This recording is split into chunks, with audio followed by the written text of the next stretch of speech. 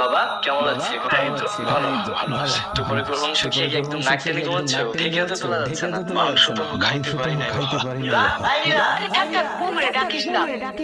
বাজার থেকে 1.5 কেজি গরুর মাংস আনলাম। 2 ধরনের মাছ আনলাম। এগুলো সব গেল কই? আমার বাবা মা খেতে পারেনি কেন? রান্নাটা অনেক মজা হয়েছিল। তাই ভাবি আর মা মিলে প্রায় অনেকটাই খেয়ে ফেলেছে। আমিও খেয়েছি।